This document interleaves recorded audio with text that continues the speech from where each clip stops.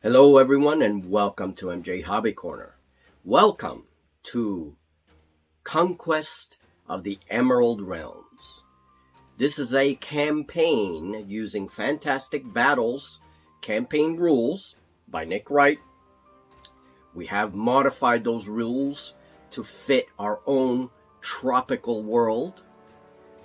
You will see diplomacy, possibly shady treaties with NPC factions, see battles in flooded forests, misty jungles, and a variety of other shenanigans. So without further ado, I welcome you to the 3-year war, Conquest of the Emerald Realms.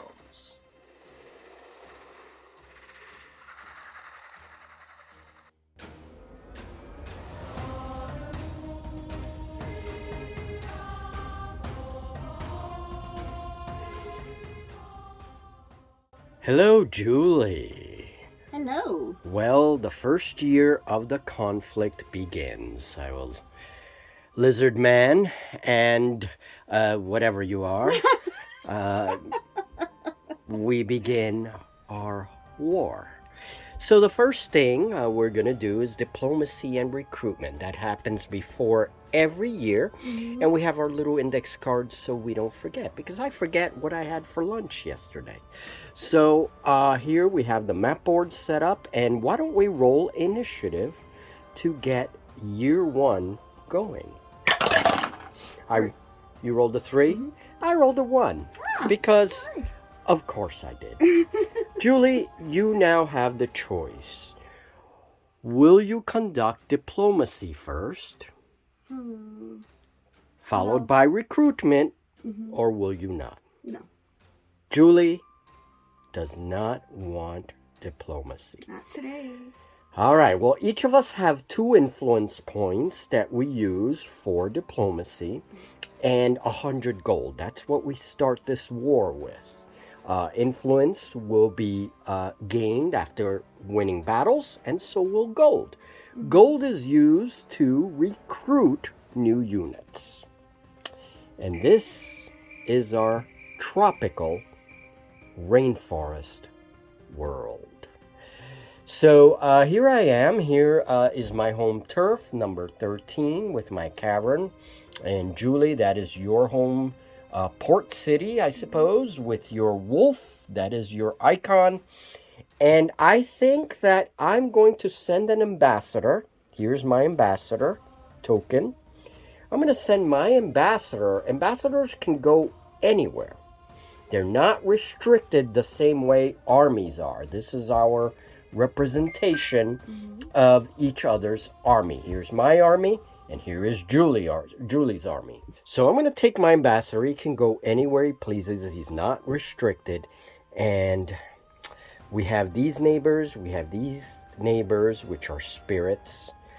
I'm not feeling very ethereal. So we have dark elves and we have humans.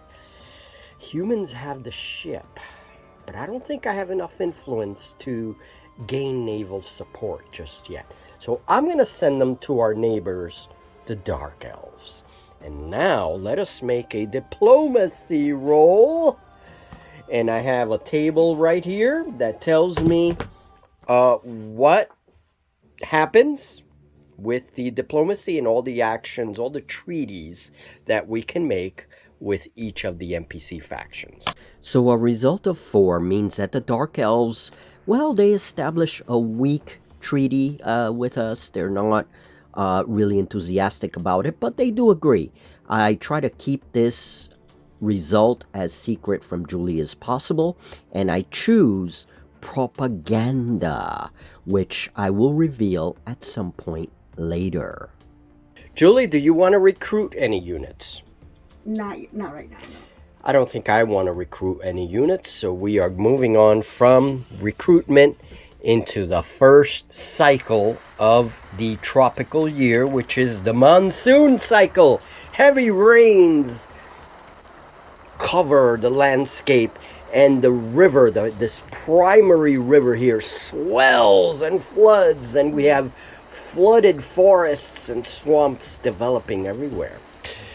Now you won initiative, Julie, so you get to choose whether you want to move that army first. Now there are some rules about moving into territory, so Julie, why don't you do that? I am going to move here. Okay. Yeah. And that is one whole territory? In here, right? Yep. Okay. Yep, that's fine. But because I only moved one, I don't. You don't get any penalties to your mishap phase Right. should we fight. Okay, very good. A very cautious move. Now, that is a neutral territory. So, you can conquer it. You can try to conquer it. I would like to do that. All right, so you roll a 3 or over on a d6. We'll make that your turf. Oh, a 1! No. Whoever's there, whatever tribe is there, they resist you. Okay. And you're having problems. So, yeah, that is not your Not turf. good. Okay. All right, well, now it is my turn to move. My main army, let's see, that is a neighboring territory. Now, I don't like the fact that you are there. But you know what? I'm going to move right here. Okay. And I'm going to attempt to conquer a territory near the coast because I have a plan. Will my plan work? I don't know, because this is Julie we're talking about. All right, 3 or over. A 4. That becomes my territory, and my lizards now have a coastal territory. There is method to my madness. All right, and that pretty much ends the monsoon cycle. Okay. The rains suddenly stop. We're not going to fight in the monsoon. Okay. See, in the practice game we did, I know. Sun cycle. Now the rains have stopped. The forest is hot and humid, and everything begins to dry. We're in the sun cycle, and now we have a lot of fighting opportunities. So you go ahead. Oh, I'm gonna. By the way, let me just mark my main territory there with red as well. So Okay. you know. And then we can mark my name. Yeah. Okay. All right. So you are Right up there. here. Mm-hmm. So if I move here, Mm-hmm. I'm adjacent to you. You're adjacent, but not in battle. You got to be in the same. In the same one to be in battle. Correct. Okay. So you could take a -1 mishap and go to me, and then we would fight a dry land battle with a bigger army. I'll stay where I am. Interesting. Interesting. Well, Julie, this is the great opportunity to have a fight. I thought you might think. So I am moving my army next to you, and ching-ching, tabletop battle. Okay. In the second cycle of the year, a major fight on dry land. Still jungle, but dry land. May the best whatever win. May the best creature win.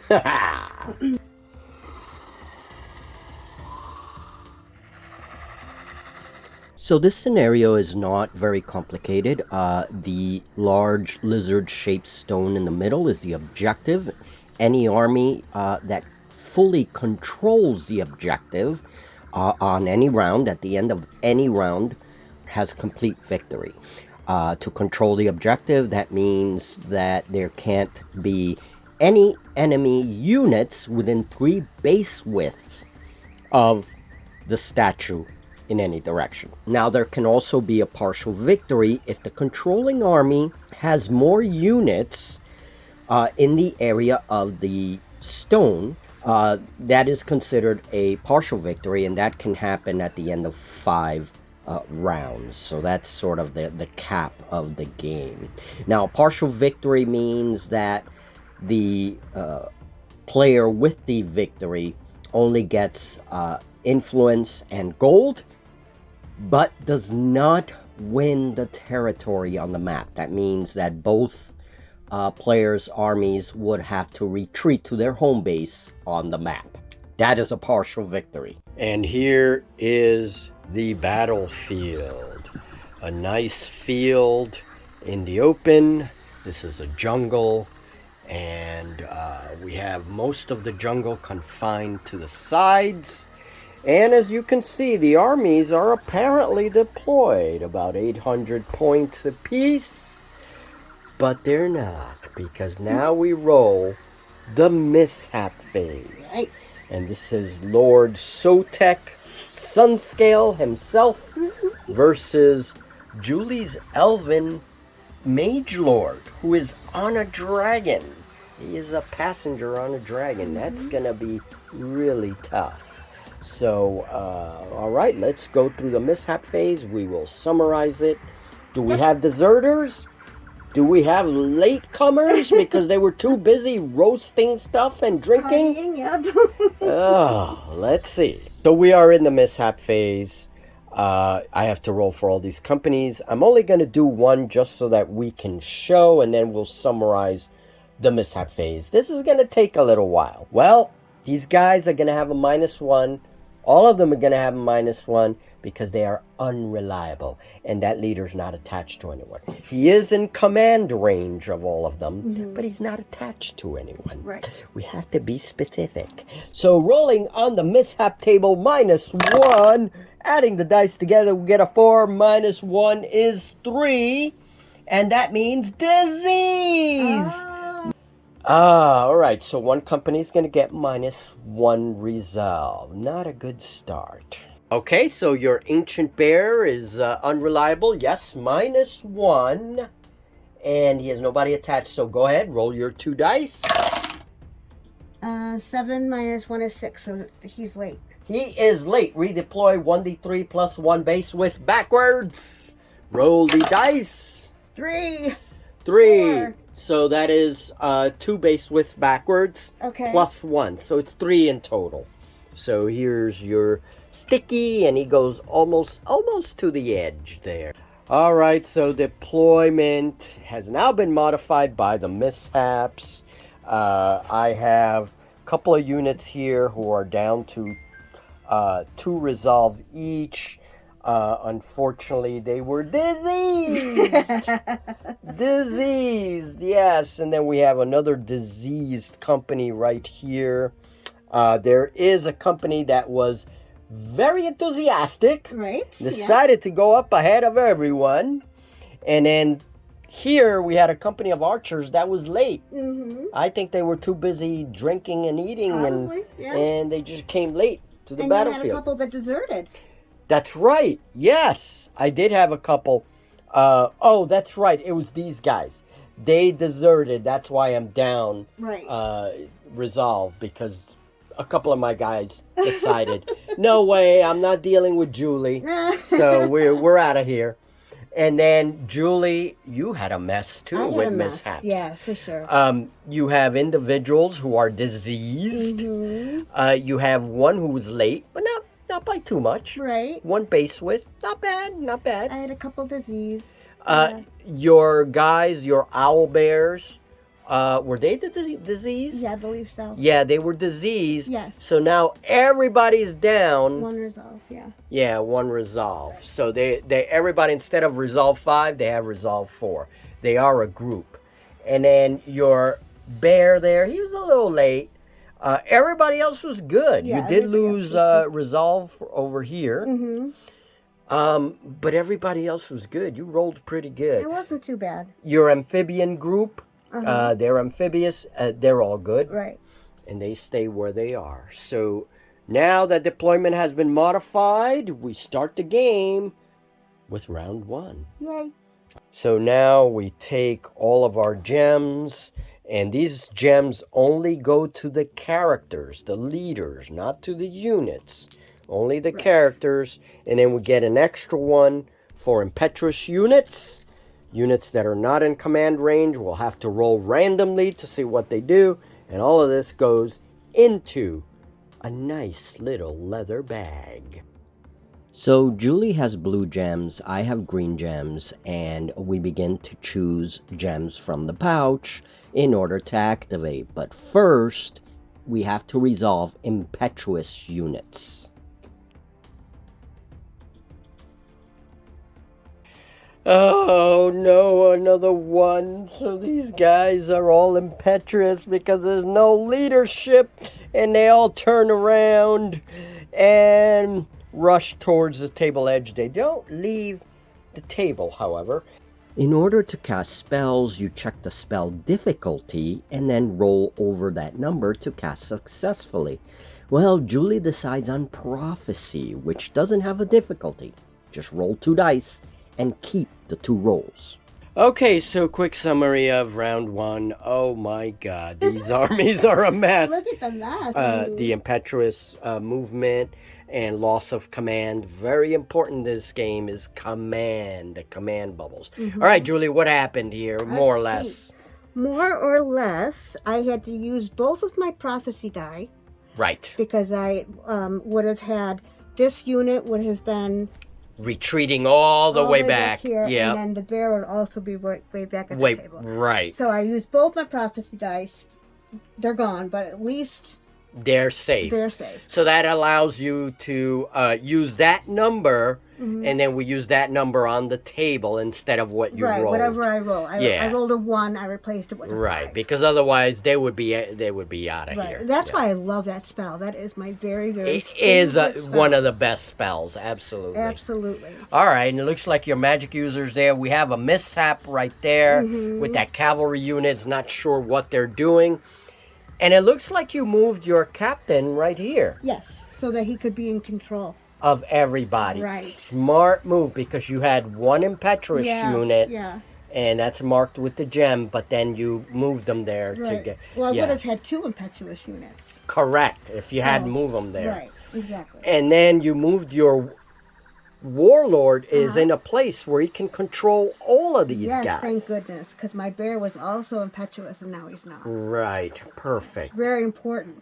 And then my river folk are about to swim across the lake. Right, and they are amphibious, which means the little froggies can treat that water as if it's just, they just swim right through.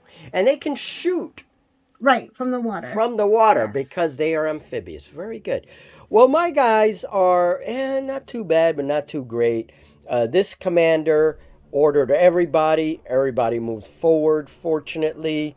The 2 elites moved with my warlord, and now he has a command bubble here. This guy's under the command bubble of the warlord. But look at my cavalry and my archers. What is happening? They're like, nope, we don't want to fight. That's because they were impetuous and they rolled terribly. This one rolled in your name. Yes. So he charged forward. So did mine. Yeah, exactly. And now it's like, they're like, are we alone? Wait a minute.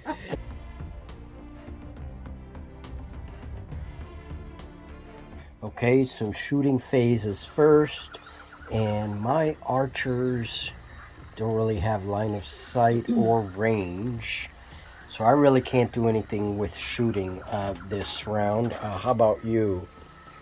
Your archers are all the way over here, right? right? So they can't. They can't really do anything either. And you're kind of... Yeah, and these guys can't throw javelins, but yeah, I'm too far as well. All right, so there's no shooting phase as far as I can see. Okay. So we're going to head straight into the impetuous phase. And we do that so we don't forget. We call it a phase. So it's going to be impetuous phase and then, straight into the action after that. So pulling out a gem. Let's see whose turn is it. And then Julie will check her units and see if she has anything impetuous. You did pretty good last round. All right, it's a blue gem and it's Julie. All right, so Julie has 1 impetuous unit, which are those bears.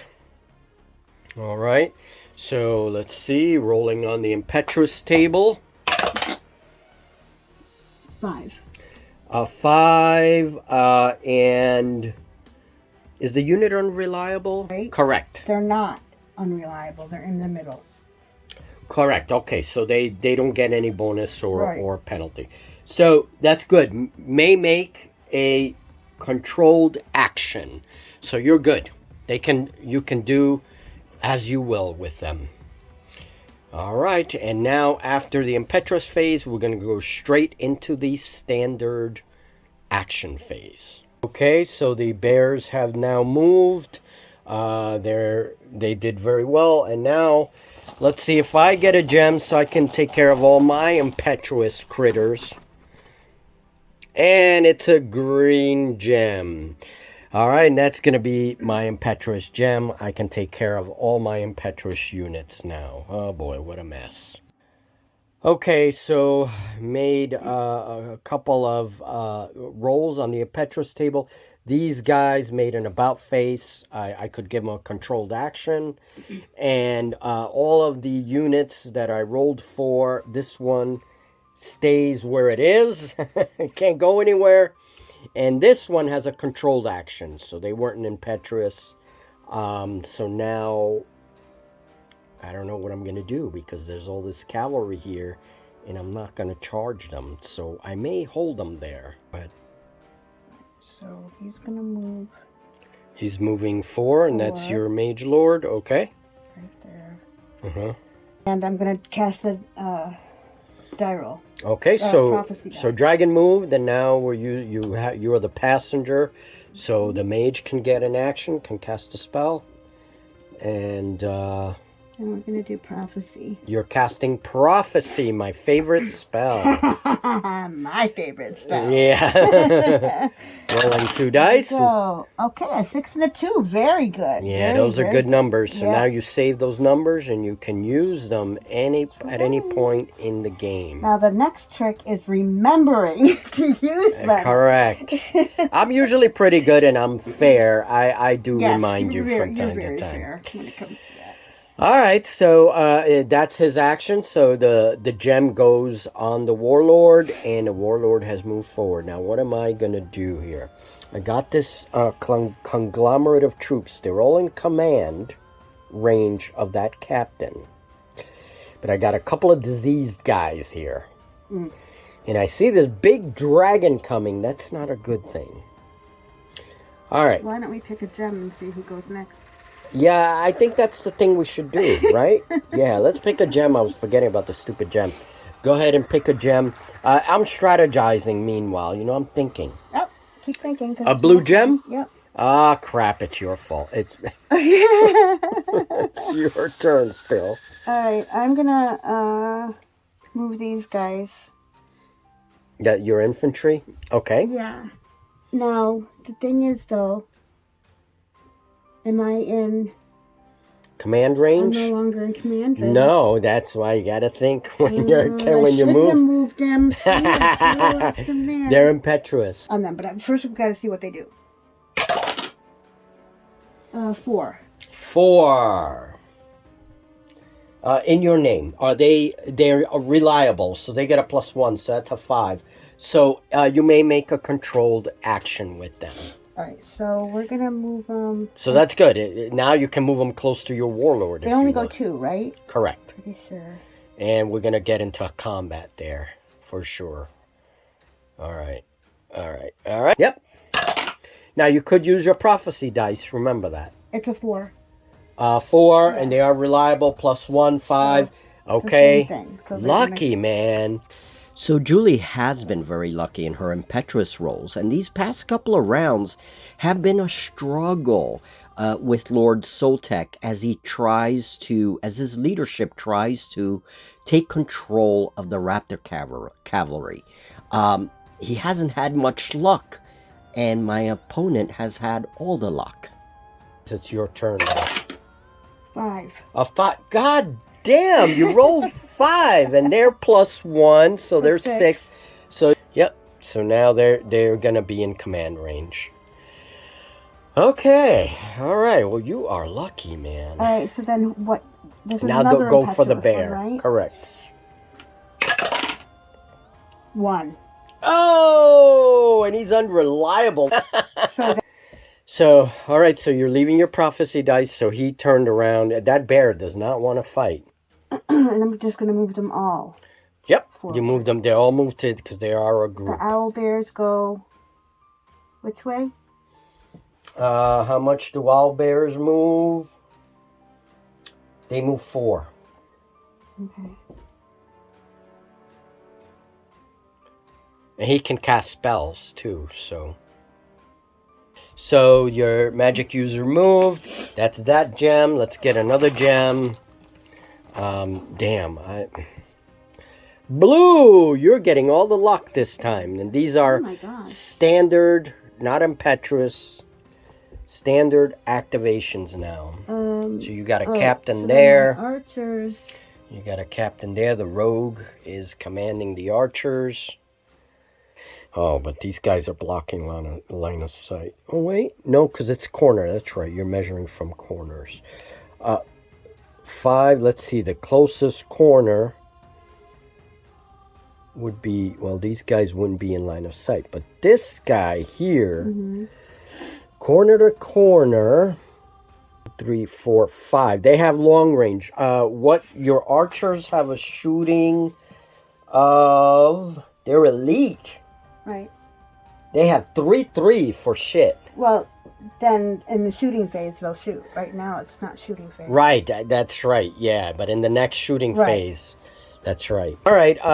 So let's go to the bag. The bag will speak. You're right. And this is green. Okay, so you. Well, I'm going to give it to this commander. And that commander is going to order... He's going to order these guys to move first. They move forward. And then... I think he's going to stay there.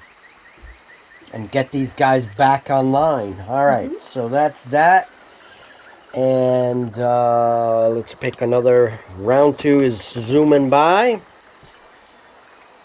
Blue! Blue! I think it's your last unit. Yep. Should be. Okay, so... Oh, tree failure. I thought maybe you did that on purpose. Yeah, it's a tree that fell down in the jungle. Maybe it's a big dinosaur. Oh, that's better. Now I was like, I don't know about going. I don't want you to go in the water. They move 2 and they can move over water. They can walk over water. Right, so they move 2. All right, so. Or swim 2. So they swim right in the water and they can shoot from the water because they are amphibious. Okay. All right, so the froggies go in column formation so they can move through the water.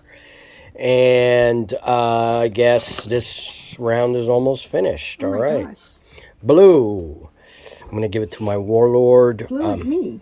Oh, blue is you. God. Why do I have an extra? That's probably that commander right there. Oh, yeah. That captain. I keep calling them commanders. They're captains. You go. You stay. Yeah. Me stay. Wait, I'm confused. All right. Well, these guys were impetuous. They stay there. These guys, I'm going to give it to my warlord. There's a lot of movement here. Right. Straighten these guys up. And then I really want to attack that dragon. But he's strong, man. And I'm going to move him forward. Closer to that unit. And then I'm going to take... Because he sees a problem. Damn, then these guys get impetuous. You know what? I'm only going to move him here. See, because these guys are going to get impetuous. I have 1 impetuous unit there. God damn it.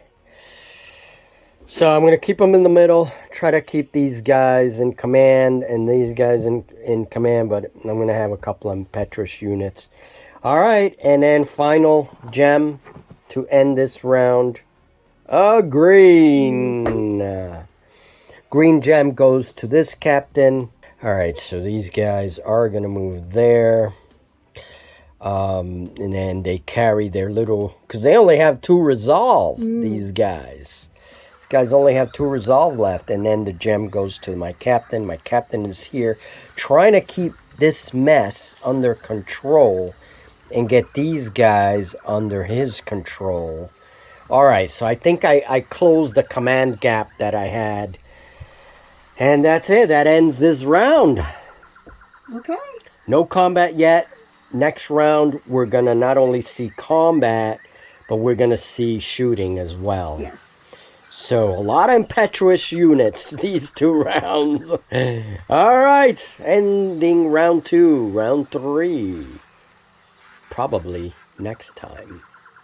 Round 2 has ended, and so has part 1 of this campaign. Now, rounds 1 and 2 was difficult for my lord Sotek. Sotek's army had a little bit of difficulty, a little bit of command difficulty, leadership difficulty, especially when it came to their cavalry. There were a lot of impetuous units on the right wing of the army, and that caused some problems. That's one of the things I really enjoy about Fantastic Battles, is that command is very important. And if you make mistakes moving your commanders, you're going to know about it very quickly, because things will lose leadership and begin to go impetuous, and you lose control of them. I do like that about the game. We'll see what happens as this game will continue with round 3. So, can Sotek gain control of his army and defend this sacred ground? We'll see in part 2 of this game. We'll continue with round 3. Have a great one, and I'll see you in the next video.